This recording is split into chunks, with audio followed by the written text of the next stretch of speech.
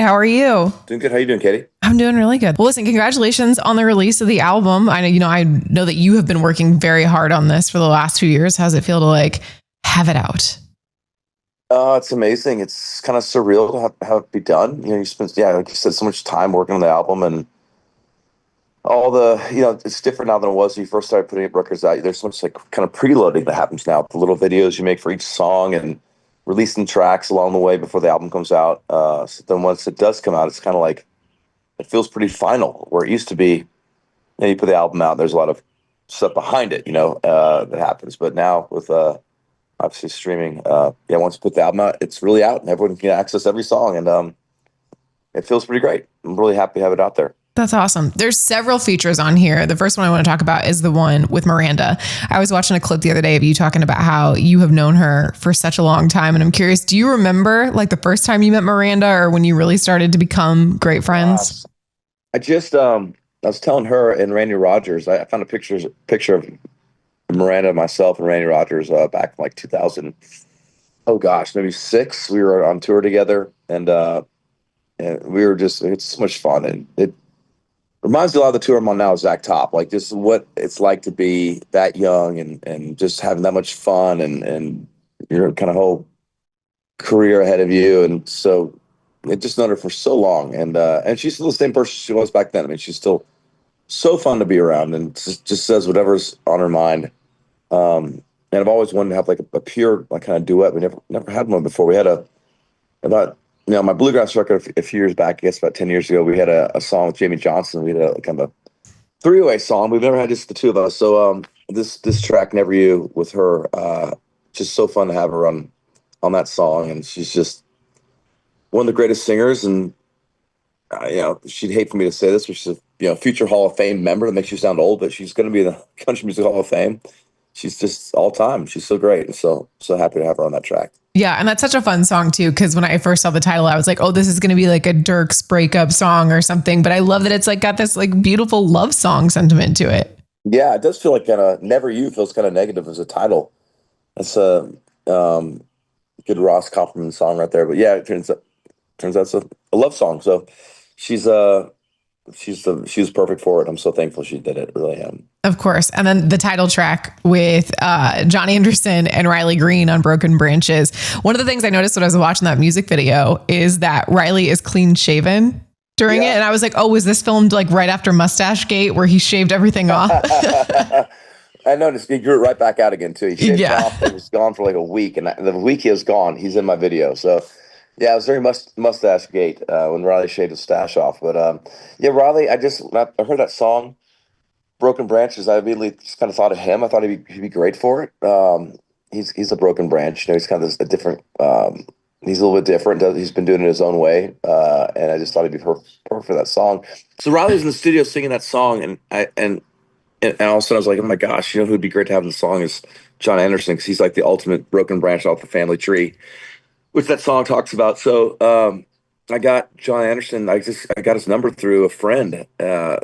Actually, the guy that owns Bass Pro Shops gave me his number, and so I called him up, and he just he doesn't really text much, doesn't really use an iPhone. He kind of just is a flip phone kind of guy, and he just he came in the studio a couple days later. Could have been nicer about it, and just to be in the studio with John Anderson and Riley Green. It's so fun to be around those two guys and the three of us together on a track. I mean, it was what I love about it was just super organic. It wasn't something that was planned out at all. It's just kind of oh, it'd be great to have Riley on the song. And now that Riley's here, it'd be kind of great to have John Anderson. So really organic kind of collaboration. And John Anderson is everything you wish he could be. He is that guy. He's just so down to earth and so funny and so cool.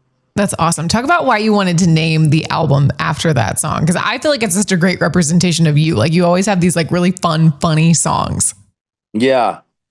It just felt like that song really kind of represented the album, I guess. So I was writing a bunch of songs, the usual kind of country songs about heartbreak and whiskey and Jesus and small towns and love, and it just kind of ended up feeling that song Broken Branches. It's the hook is broken. We're all broken branches off the family tree. About a bunch of people that kind of left their hometowns, and in my mind, the song's about going to Nashville and chasing this dream. So just everything that goes along with that, all the heartache and the faith and leaning on the whiskey a little bit and everything that goes into chasing that dream. Kind of like that song, kind of like encompassed all that. So I thought it'd be a great representation of the album. That song would be. Yeah, and then you've been out on tour. You're going to be out through the end of August. What have some of the highlights from that been?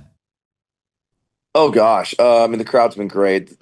For me, it's always about the opening bands. I had so many great people to tour with. I mean, when I look back at my life, at some point it'll all be about just like who I get a chance to share the road with. I mean, Jordan Davis and John Party and the brothers Osborne and Cole Swindell. I mean, it just had so many Chase Rice, so many great openers. This year, the band Lula is kicking things off, and I had no idea who they were until early this year when my manager kind of turned my attention towards them, and they're just so talented. They're such great singers. Logan, the girl, and Malachi, the guy who make up band Lula.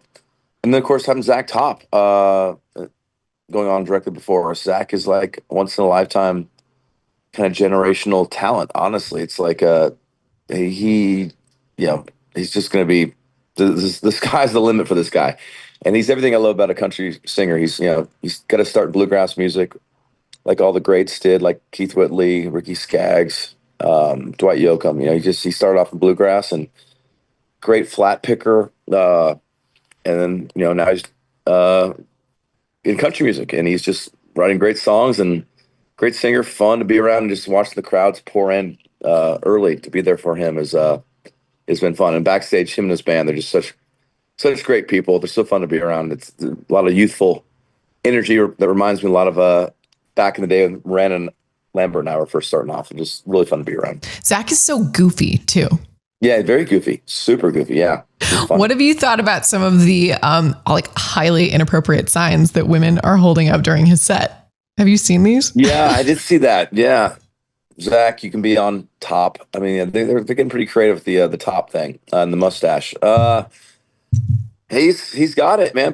He's got that thing that is hard to describe. I mean, obviously there's the singing and the musicianship, but there's just some intangible thing too that's connected to all that as well that people are just going crazy for. So it's fun for me. I just had a front row seat every day to see this kind of thing happening is exciting. And for me, as someone that loves country music and loves that kind of country music, it's good to know it just feels like the future of country music's in great hands. For sure.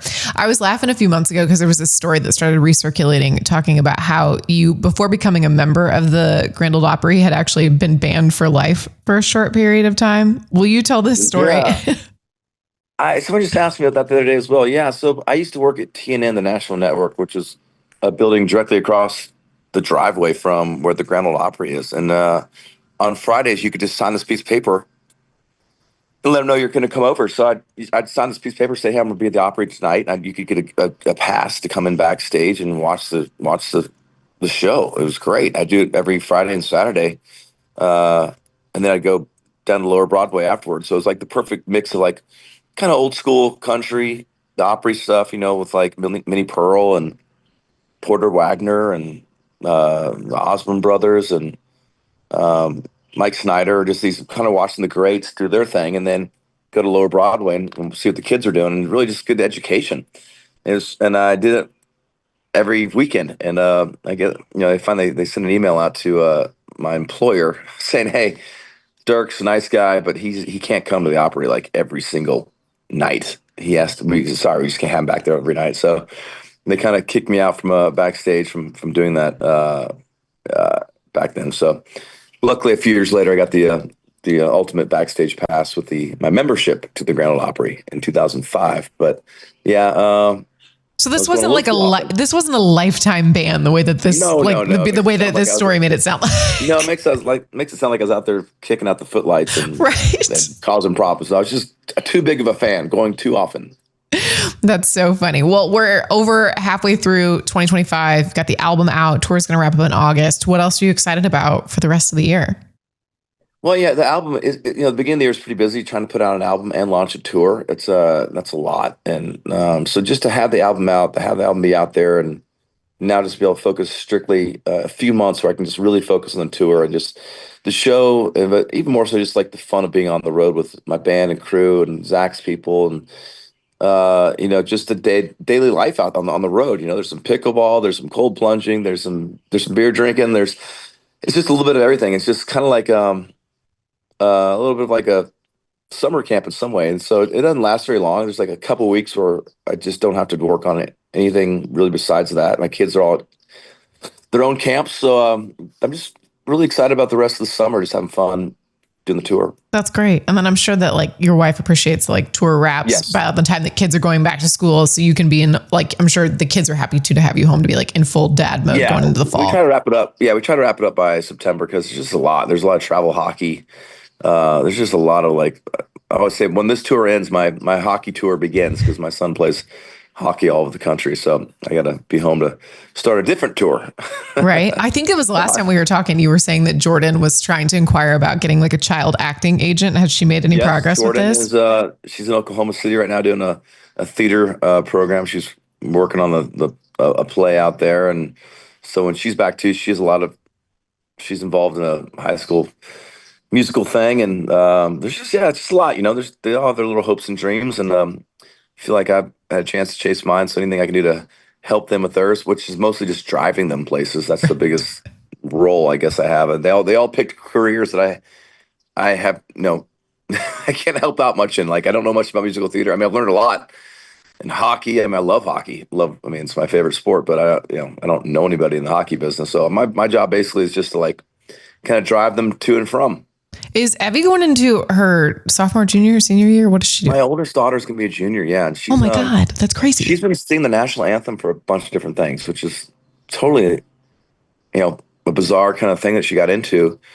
You could ask one time and you do a good job. The next thing you know, you're doing it for all sorts of things. So for baseball games and basketball games and local like high school track meets and stuff, she's singing the anthem everywhere, which is very nerve-wracking as a parent to watch that. I was going to say, because I feel like I've talked to, Carrie Underwood's like, if I can like go the rest of my life without having to sing the national anthem, it's something because it's just so Carrie's intense. Like the perfect singer for it. No, I know, but and even Chris Stapleton says that now. He's like, I've done it at the Super Bowl. I'm not doing it anymore. Yeah. I always say, there's Chris Stapleton, there's Whitney Houston, and then there's like no one else. I mean, I used to do it all the time, and looking back at them, like I can't believe I sang that song because it's just such a hard song to sing. There's so many.